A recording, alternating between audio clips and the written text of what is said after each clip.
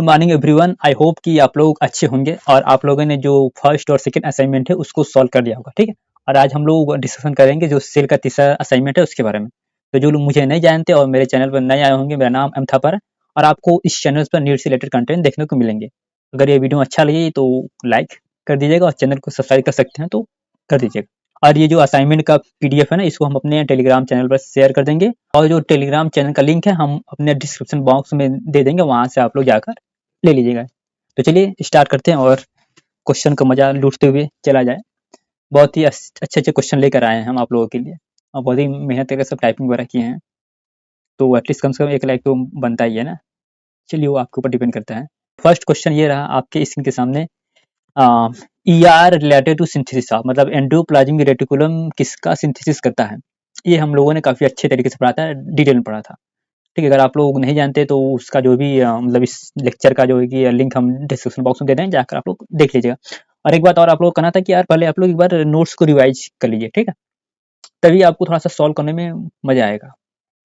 नहीं तो ऐसे जो है कि हम बता देंगे लेकिन आपका रिवीजन नहीं हो पाएगा तो आपको क्वेश्चन याद नहीं हो पाएंगे, मतलब कैसे कैसे क्वेश्चन पूछा हुआ इस तरह से माइंड आपका डेवलप नहीं हो पाएगा। तो पहले आप काम कीजिए, पहले नोट्स को रिवाइज कीजिए फिर उसके बाद आइए यहाँ पर। ठीक है, बाकी हम तो ये है ना, पहले अपने से कोशिश कीजिए। तो इसका जो आंसर हो जाएगा आपका प्रोटीन का सिंथेसिस करता है। ये हमने आप लोग को बताया था कि जो उस पर राइबोसोम पाए जाते हैं, तो राइबोसोम का काम क्या होता है, प्रोटीन का सिंथेसिस करना। तो ऑप्शन बी आपका सही हो जाएगा। ठीक है, सेकंड क्वेश्चन जो है ये देखिए हरियाणा पीएमटी पूछा हुआ है। ये पहला क्वेश्चन भी हरियाणा पीएमटी में पूछा हुआ है। तो जितने भी क्वेश्चन हम लेकर आए हैं मैक्सिमम वो किसी न किसी एंट्रेंस एग्जाम में पूछे हुए हैं और ये सब क्या है, सब मेडिकल के एग्जाम ही है। ठीक है, तो फाउंड इन राइबोसोम में क्या पाया जाता है, ये हमने बहुत अच्छे तरीके से पढ़ा हुआ था और एनसीईआरटी में दिया हुआ है। ये आपका हाइड्रोलाइटिक एंजाइम पाया जाता है। ठीक है, हाइड्रोलाइटिक एंजाइम में आपका आ जाएगा जैसे कि प्रोटीएज आ जाएगा, न्यूक्लियस आ जाएगा, कार्बोहाइड्रेट्स आ जाएगा। ये सब सारे एंजाइम किसी बैक्टीरिया वायरस के ऊपर जाएंगे, उस पर अटैक करेंगे, उसको क्या कर देंगे, डाइजेस्ट कर देंगे। ये ऑप्शन सी आपका सही रहेगा। हाइड्रोलाइटिक एंजाइम पाया जाता है लाइसोसोम में। हार्मोन्स वगैरह नहीं पाया जाता, कार्बोहाइड्रेट भी नहीं पाया जाता। ठीक, which cell organelles related to endoplasmic reticulum, मतलब एंडोप्लाज्मिक रेटिकुलम से संबंधित कौन सा सेल ऑर्गेनेल्स है। तो ऑप्शन ए आपका क्या हो जाएगा, राइट आंसर रहेगा गोल्जी कॉम्प्लेक्स। माइटोकॉन्ड्रिया नहीं रहेगा, प्लास्टिड नहीं रहेगा, सेंट्रोसोम नहीं रहेगा। इससे इसका आंसर कुछ इस तरह से हम आपको देना चाहते हैं। इस तरह से अगर हम ये क्या बना दें, ये हमारा है, एक मिनट थोड़ा सा अच्छे से बनाते हैं। ये हमारा है आपका सेल मेम्ब्रेन है। ठीक, अब इसके अंदर जो रहता है इस तरह से, ठीक, यहीं पर आपका क्या रहता है, गोल्जी कॉम्प्लेक्स रहता है। ठीक, पिक्चर को अगर हम जूम करके बनाए हैं कुछ इस तरह से, इससे अगर हम जोड़ दें कुछ इस तरह से करके, यहाँ पे क्या रहेगा, यहाँ पे आपका गोल्जी कॉम्प्लेक्स रहेगा। ये आपका ई आर आएगा। ठीक, तो जो भी यहाँ से मटेरियल आएगा वो कहाँ पे जाएगा, गोल्जी कॉम्प्लेक्स के पास जाएगा, फिर यहाँ से आपका निकल के जाएगा पूरे बॉडी में। ठीक, तो इससे संबंधित कौन सा सेल ऑर्गेनेल्स है, गोल्जी कॉम्प्लेक्स है। ठीक है, ये आपका राइट आंसर हो जाएगा। अगर यहाँ पे गोल्जी कॉम्प्लेक्स ऑप्शन में नहीं दिया रहता ना, एक मिनट, गोल्जी कॉम्प्लेक्स ऑप्शन में नहीं दिया रहता, अगर इसकी जगह पर दिया होता न्यूक्लियर मेम्ब्रेन, तो वो आपका राइट आंसर रहता, क्योंकि जो हमारा ई आर होता है वो डायरेक्टली किससे जुड़ा होता है, न्यूक्लियर मेम्ब्रेन द्वारा। ठीक, तो इस ऑप्शन में नहीं है, इसलिए हमारा जो मोर अप्रोप्रिएट आंसर है वो ये रहेगा। ठीक है, जो हमारा नेक्स्ट क्वेश्चन रहेगा, function of Golgi complexes. Golgi complex function क्या होता है, एटीपी फंक्शन करता है, नहीं, ये तो माइटोकॉन्ड्रिया करता है, कार्बोहाइड्रेट करता है, नहीं करता, अमीनो एसिड नहीं करता। ऑप्शन डी आपका राइट आंसर हो जाएगा। जो भी एंडोप्लाज्मिक रेटिकुलम द्वारा बनकर आता है वो उसमें क्या करता है, मॉडिफिकेशन करता है। तो एंडोप्लाज्मिक रेटिकुलम द्वारा प्रोटीन और लिपिड आता है, तो उसमें जो भी मॉडिफिकेशन करना होता है अपना गोल्जी कॉम्प्लेक्स करता है। तो ये ऑप्शन डी आपका राइट आंसर रहेगा। हमारा नेक्स्ट क्वेश्चन रहेगा, पांचवा क्वेश्चन। पहले आप लोग ना अपने से एक बार कोशिश करिए कि ऑप्शन ये आपका सही रहेगा। ठीक है, बाकी जो भी हम आंसर देंगे तो आप उससे मैच कर लीजिएगा। इससे खुद के ऊपर थोड़ा सा बिलीफ डेवलप होगा और यही बिलीफ चाहिए आज के टाइम में, कि स्टूडेंट जो होता है थोड़ा सा बिलीव, खुद के थॉट के ऊपर बिलीव नहीं करते।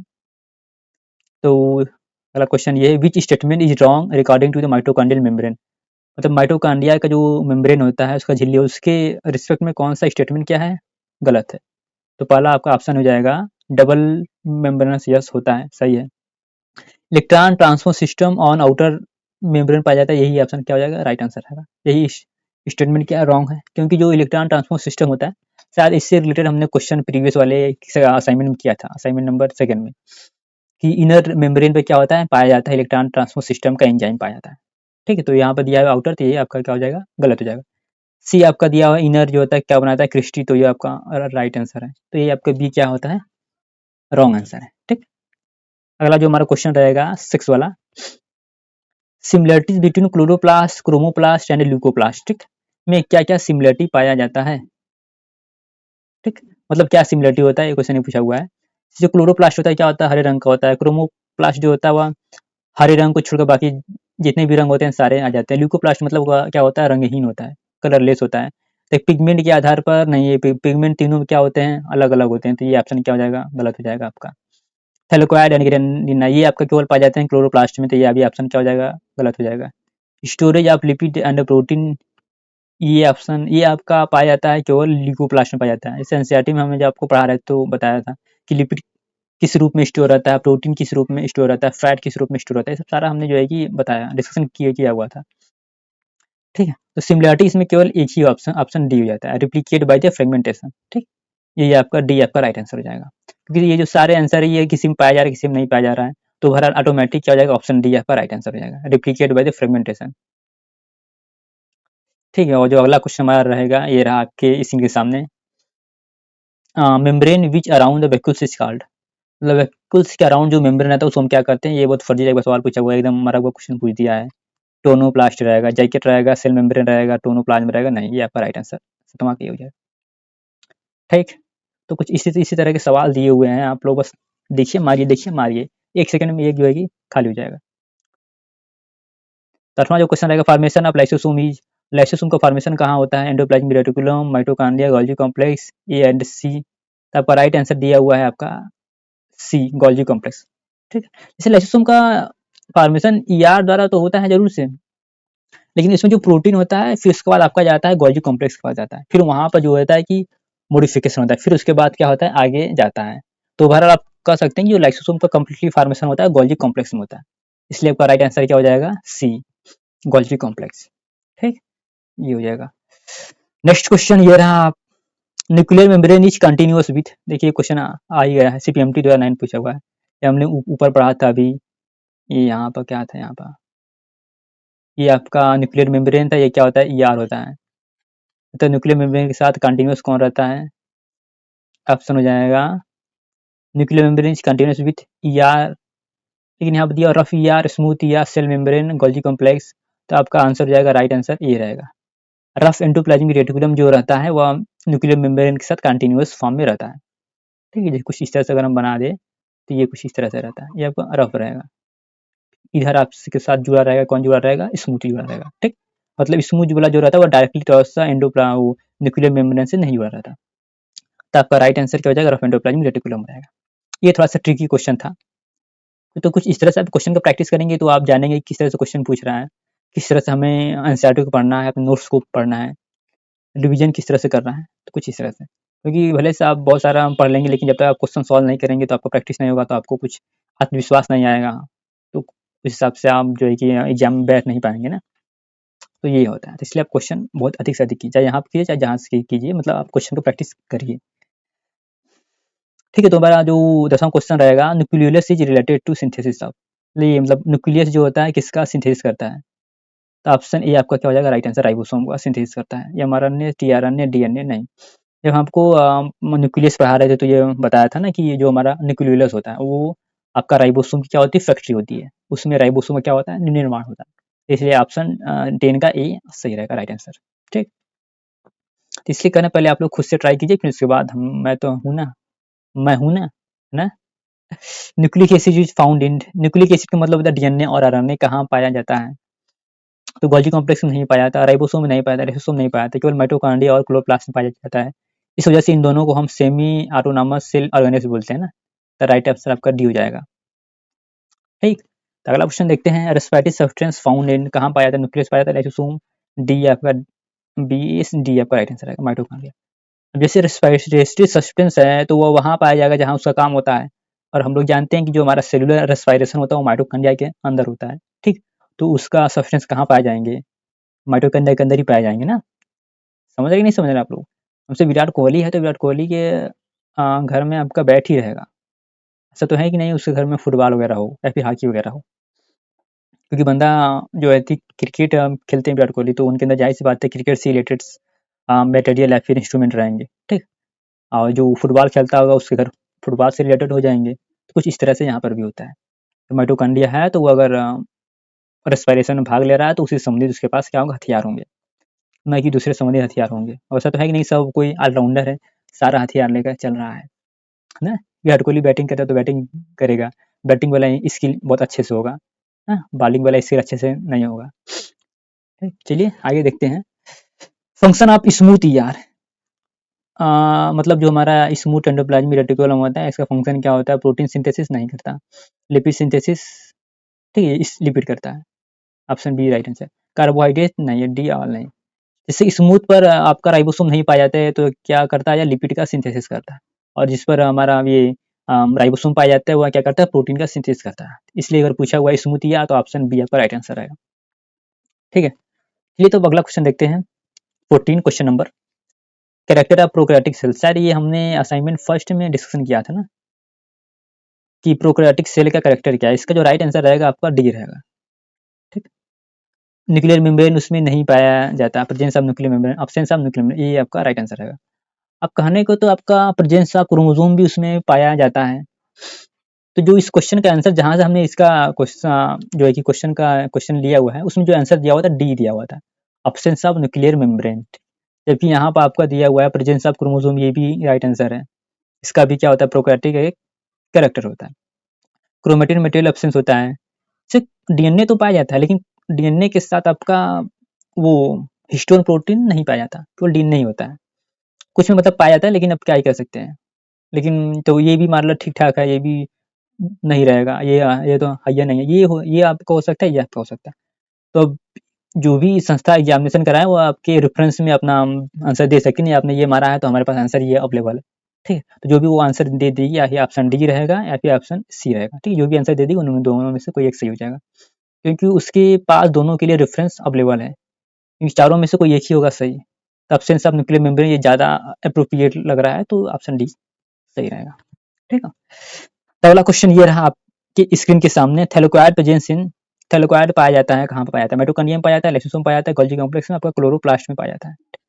अब जाहिर सी बात है कि बैट्समैन के घर में बैट ही रहेगा ना, बॉल तो नहीं रहेगा ना, तो बस ऐसे ही समझ लीजिए।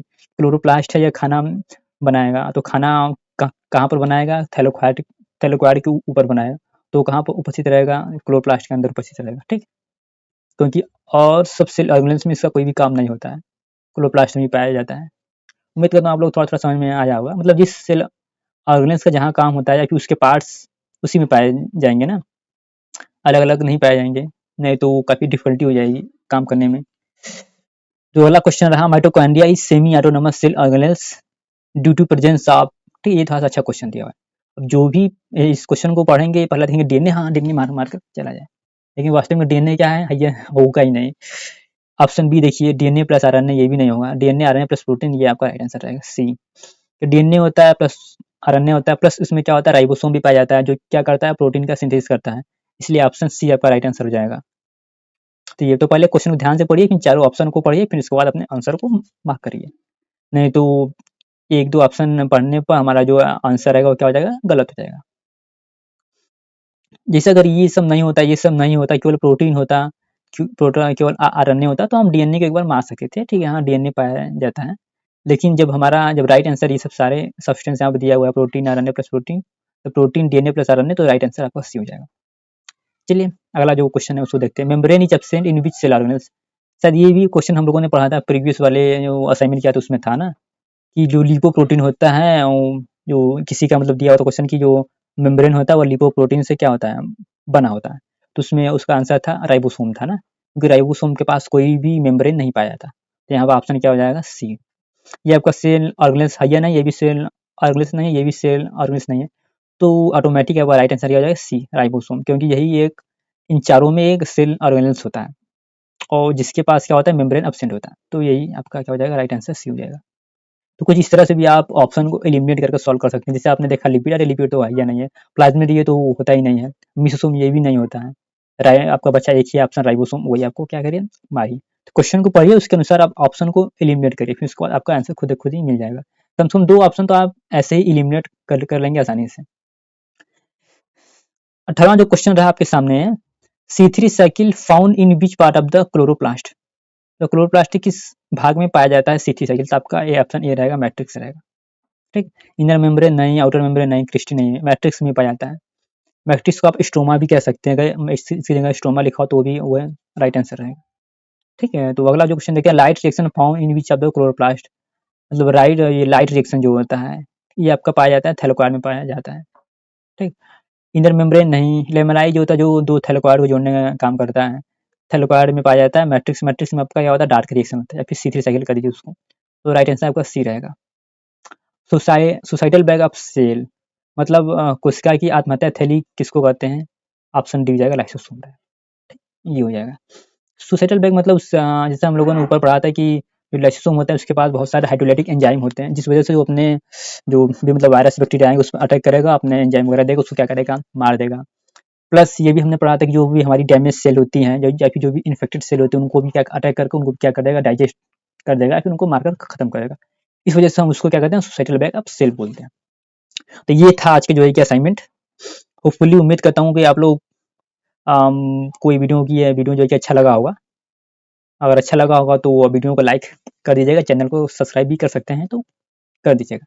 ठीक है, तो मिलते हैं नेक्स्ट वाले वीडियो में, तब तक के लिए गुड बाय। और नेक्स्ट वाले वीडियो में हम लोग आएंगे, डिस्कशन करेंगे जो इसका अगला असाइनमेंट रहेगा उसके बारे में डिस्कशन करेंगे। ठीक है, और इस जो पीडीएफ का जो पीडीएफ है ना, ये आपको टेलीग्राम चैनल पर शेयर कर देंगे, वहाँ से आप लोग जाकर ले लीजिएगा। ठीक, और जो टेलीग्राम है ना उसका लिंक हम डिस्क्रिप्शन बॉक्स में दे देंगे। तो पढ़ाई करते रहिए, पहले आप लोग जाइए रिविजन कर आइए, फिर उसके बाद आपको खुद ही सॉल्व करने में काफ़ी मज़ा आएगा।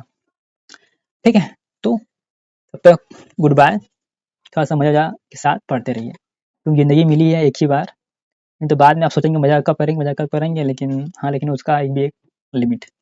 ठीक, ऐसे ही आप लोग पढ़ते रहिए।